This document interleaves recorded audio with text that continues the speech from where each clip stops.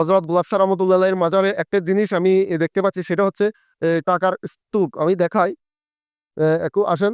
এখানে অগণিত টাকা। যেমন আমার এক শ্বাসকষ্ট ছিল। শ্বাসকষ্ট সম্বন্ধে আমি বলছি যে, "বাবা তুমি আমার এই শ্বাসকষ্ট থেকে মুক্তি দাও। আমি আল্লাহর কাছে অনেকবার প্রার্থনা করছি। আ আর যদি তুমি একটু সুপারিশ করো তাহলে আল্লাহ আমার এই" এটা একবার এক সময় মানে উড়ায় দিতে চাইছিল গভর্নমেন্ট সরকার। তো যখন বেকু এখানে আসে তখন বেকু পাওয়ারলেস পেয়ে যায়। আসসালামু আলাইকুম প্রিয় বন্ধুরা। আমি এখন এসেছি গুলিস্তানের ৪ রাস্তার মোড়ে হযরত গোলাপ শাহ রহমতুল্লাহ এর মাজারে। এই মাজারটি কখন থেকে প্রতিষ্ঠিত হয়েছে এদিকেও জানে না।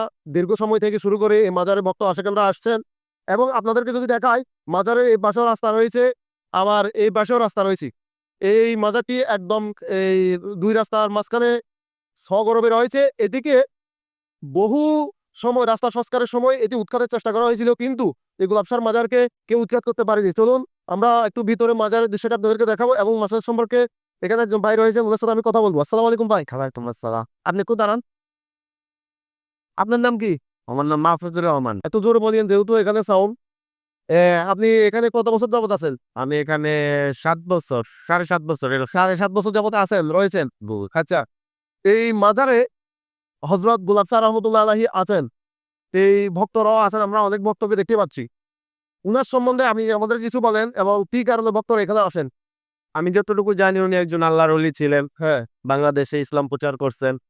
তো ভক্তরা আসে মানত করে।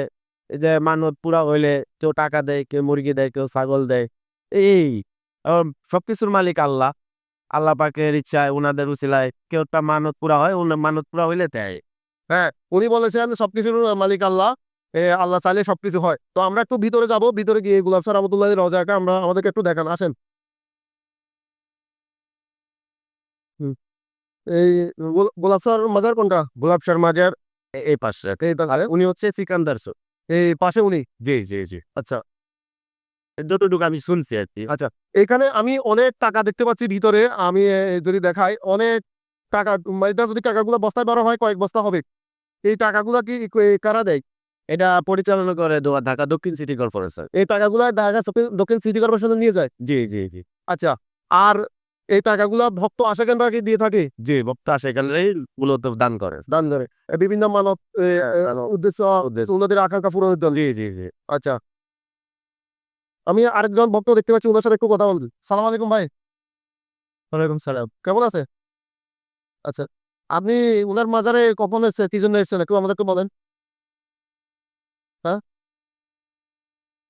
আচ্ছা, উনি এখন হালে রয়েছেন, আমাদের সাথে কথা বলছেন না। সো আমরা এখানে আরেকজন দর্শনার্থী দেখছি, উনার সাথে একটু কথা বলবো। আসসালামু আলাইকুম।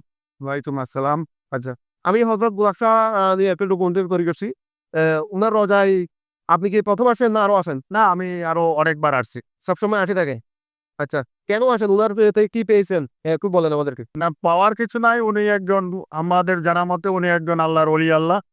উনার স্মরণে এখানে আসি। উনাকে একটু সালাম দেই। ২, ৪, ৳১০ তৌফিকে যা কুলায় ওইটা দেই। ওনাকে ভালো লাগে। উনার নাম স্মরণে আমি অনেকটা উপকৃত। আচ্ছা। আপনি বলছেন উনার স্মরণে এখানে টাকা দেন।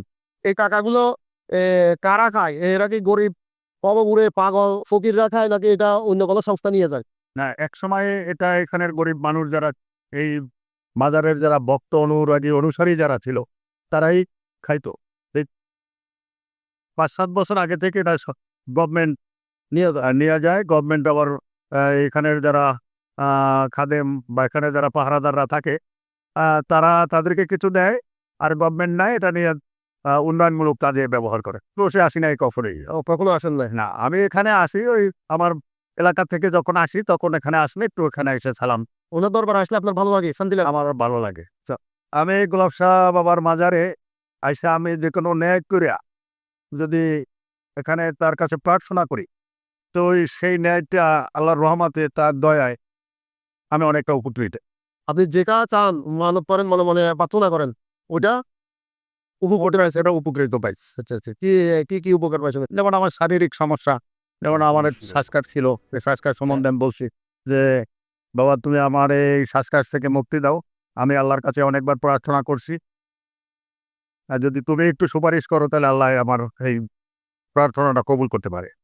তখন দেখি ধীরে, ধীরে আমি একটু সুস্থতা বোধ করছি। উইদাউট ঔষধ ছাড়া। ধন্যবাদ আপনাকে। আসসালামু রাহমাতুল্লাহ। আপনার নাম? আমার নাম সালম। আপনি কি হযরত গোলাপ স্যার রহমতুল্লাহ আলাইহির দরবারে এসেছেন? আমি আসরের নামাজ পড়িয়া এখানে জিয়ারত করতাম। আচ্ছা। এখানে আসার কাজে আসছি, আইসা আসরের নামাজ পড়ছি মসজিদে এবং মাজার আমি কোথায় এখানে জিয়ারত করলো। উনার সম্পর্কে একটু আমাদের দর্শকদের উদ্দেশ্যে কিছু বলেন। ওনার সম্পর্কে কি বলবো, আসলে উনি তো আল্লাহর ওলি নিশ্চিত।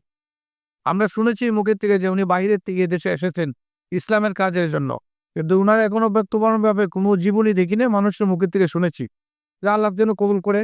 যেখানে অনেক মানুষ অনেক মানত নিয়ে আসে, অবশ্যই আল্লাহর অলির বিদায়ী উনার এখানে মানুষ আসে মহাব্বতে অথবা প্রেমে। আচ্ছা, আমি আল্লাহ যেন সবার আশা পূর্ণ করে। পূর্ণ করে আমি একটা কথা আপনাকে জিজ্ঞেস করি, সেটা হলো এইটা চৌরাস্তার মোড়, চতুর্দিকে রাস্তা। এটি দীর্ঘ সময় রাস্তা সংস্কার করা হয়েছে, রাস্তা বৃদ্ধি করা হয়েছে, কিন্তু এই মাজারটি এখনো এভাবে কিভাবে টিকে রয়েছে, এটি কি সরানোর চেষ্টা করা হয়েছিল? আমরা অনেক আগে একবার শুনেছি এটা সরাইবার অনেক চেষ্টা করেছিল এরশাদ সাহেব। এরশাদ সাহেব সরায় নাই। পরবর্তীতে এখনো যারাও আছে এরা অনেকেই চেষ্টা করছে, কিন্তু সরানো হয় না। আসলে বিষয় তো আল্লাহর ওলি, তো দেখা গেছে একটা আকর্ষণ করে একদল মানুষ চায়, চেষ্টা করে যে সরাবার জন্য, তো আল্লাহর রহমত থেকে তাদেরকে হেদায়েত করে। ওই ভাই যেটা বললো, এটি যেহেতু চার রাস্তার মোড়, আপনাদেরকে আমি দেখানোর চেষ্টা করব। এই চার রাস্তার মোড়ে এই মাজারটি অবস্থিত, কিন্তু অনেক সরকার বিভিন্ন সময় আসছে গেছে, ওনারা রাস্তার সংস্কারের কারণে, উন্নয়নের কারণে সরানোর চেষ্টা করেছিলেন, কিন্তু সংস্কার করেছেন ঠিকই, তবে মাজারের জায়গায় রয়ে গেছে, মাজারটি আর সরাতে পারেন নাই। আমি এখানে দেখছি অসংখ্য ওনার মুরিদগণ এসেছেন, এসে বিভিন্ন জনে বিভিন্নভাবে, ধন্যবাদ আপনাকে, বিভিন্ন জন বিভিন্নভাবে ওনারা ওনার কাছে প্রার্থনা করছেন, ওনাদের মনের আকুতি আকাঙ্ক্ষা জানতে চাইছেন। ও আরেকজন এখানে দর্শনার্থী দেখছি, আমি ওনার সাথে একটু কথা বলবো। ভাই, আপনার সাথে একটু কথা বলতাম। সালাম আলাইকুম। ওয়ালাইকুম সালাম। আপনার নাম? আমার নাম কামাল খান। ওয়ালাইকুম খাস। আপনি কি মাজারে সবসময় আসেন না আজকে এসেছেন? আজকে এবার তো মাইতে কত পারছেন? আচ্ছা। এম, এখানে কেন এসেছেন? আপনার মনে কোনো আকুতি নিয়ে নাকি এমনি তার একটু ঝামেলা আছে, অনেক একটু এমন ঝামেলা আছে ধরেন বাড়ি বাড়ি ক্লিয়ার ঝামেলা একসে খালি ক্যাটেগরি আলাই। আমার দুইটা পোলা 30 পড়ার কোরআন শরীফের হাফেজ, হইয়া পড়াইতে দিল না। এই জন্য আইসি এই মাজারে, আইতাম না নাইলে। ঠিক আছে, আপনি আপনার মনের আকাঙ্ক্ষা জানান। আল্লাহর ওলিদের ক্ষমতা আছে, আল্লাহর ওলিরা আল্লাহর প্রিয় বান্দা, তো ওনারা চাইলে সবকিছু পারেন। ধন্যবাদ আপনাকে। হযরত গোলাপ শাহ রহমতুল্লাহের মাজারে একটা জিনিস আমি দেখতে পাচ্ছি, সেটা হচ্ছে টাকার স্তূপ। আমি দেখাই, একটু আসেন। এখানে অগণিত টাকা ভক্তরা দিয়ে যাচ্ছেন, ভক্তরা রেখে যাচ্ছেন বিভিন্ন কারণে। আমি এখানে যদি আপনাদেরকে দেখাই, এখানে ভক্তরা বিভিন্ন আশা পূরণের, উদ্দেশ্য পূরণের ইচ্ছা পোষণ করে, বিভিন্ন আকাঙ্ক্ষা নিয়ত মানত করে বিভিন্ন জনে এখানে টাকা দিয়ে যাচ্ছেন। একজন ভাই এখানে উনার কি মনে আছে আমি জানি না, আমি একটু উনার সাথে কথা বলবো। সালাম আলাইকুম ভাই। ওয়ালাইকুম আসসালাম রহমতুল্লাহ বারাকাত। আপনার নাম? আব্দুল মতিন চিশতি। আচ্ছা। কোথা থেকে আসছেন আপনি? আমি ঢাকায় থাকি, ঢাকা থেকে আসছি। আচ্ছা, আব্দুল মতিন চিশতি। আপনি কি কোনো দরবারের সাথে সম্পৃক্ত আছেন? কোন দরবার? খানখানিয়া রম্ভানিয়া দরবার শরীফ। হ্যাঁ, একটু জোরে বলেন, যেহেতু সাউন্ড। খানখানিয়া রম্ভানিয়া দরবার শরীফ। এটা কোন জায়গায়?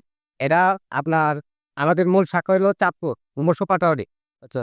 আর আমার যে বাবা যান ওনার বাড়ি হইলো আপনার বালুকা করুরা। গত দুদিন অনুষ্ঠান দিয়েছে, ওই অনুষ্ঠানের ছুটিতে আছি, এই জন্য আমি আসছি। এটা একটু উনার দরবারে কি সবসময় আছেন হযরত গোলাপ শাহ রহমতুল্লাহ? আমি যখনই সুযোগ পাই তখনই আপনার এই এখানে আসি এবং হাইকোর্ট যাই এবং আপনার বাবা শাহালিকে যাই। উনার সম্পর্কে আমাদের দর্শকদের উদ্দেশ্যে কিছু বলেন, উনার কিছু কেরামত। যেহেতু এই এলাকাটা চৌরাস্তা, চতুর্দিকে রাস্তা, এই রাস্তার মাঝখানে মাজারটি কিভাবে এখনো টিকে রয়েছে, উনার অলৌকিক কেরামত। আমি মূলত আপনার 32 বছর ধরে গাড়ি চালাই। হ্যাঁ। তা আমি শুনছি যে আমাদের সিনিয়র ভাইদের কাছে এটা একবার এক সময় মানে কোটায় দিতে চাইছিল গভর্নমেন্ট সরকার। হ্যাঁ। তো যখন বেকু এখানে আসে তখন বেকু পাওয়ারলেস হয়ে যায়। বুঝছো? মানে আল্লাহদের অলির যে মনে করেন আধ্যাত্মিক শক্তি আছে, এটা প্রমাণ করা যায় যে কোন সরকার আমলে?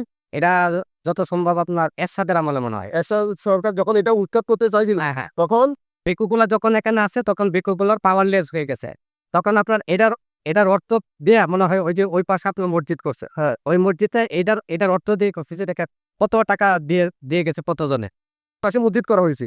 এখন আপনারা তো অনেক জ্ঞানীগুণী মানুষ, আপনারা অনেক জায়গায় যান, তবে আপনার আমি ক্ষুদ্র জ্ঞানের মানুষ, ক্ষুদ্র জ্ঞান থেকে বলতেছি যে আপনার অলিয়া উলিয়া গাউস কুতুব তারা সত্য এবং তারা পাওয়ারফুল জিনিস, তারা অমর হয়ে থাকবে। ঠিক আছে, আসি। হযরত গোলাপ শাহ রহমতুল্লাহ এর মাজারের সামনে, এটি হচ্ছে উনার মাজার। এখানে ভক্তরা বিভিন্ন মানত করে মোমবাতি এবং আগরবাতি জ্বালিয়েছেন। এটি কি কারণে জ্বালাইছে, আমি একটু ওনার সাথে কথা বলবো। আসসালামু আলাইকুম। আলাইকুম আসসালাম। আপনার নাম? মোহাম্মদ আনোয়ার হোসেন। আচ্ছা, আপনি কি এই হযরত গোলাপ স্যার মাজারে সবসময় আসেন না আজকে এসেছেন? ওই মাঝে মধ্যে আসি আর কি। আচ্ছা, আল্লাহর ওলির দরবার মাজারে কি ভালো লাগে? হ্যাঁ, ভালো লাগে, আসি। কেমন আছেন? আলহামদুলিল্লাহ। আপনার নাম? মোহাম্মদ সেলিম। আচ্ছা, আপনি কি গোলাপ স্যার দরবারে সবসময় আসেন? জি আসেন? আচ্ছা, এই উনার সম্পর্কে আমাদের দর্শকদের উদ্দেশ্যে বলো। ওনার সম্পর্কে উনি তো একজন মহান আল্লাহর ওলি।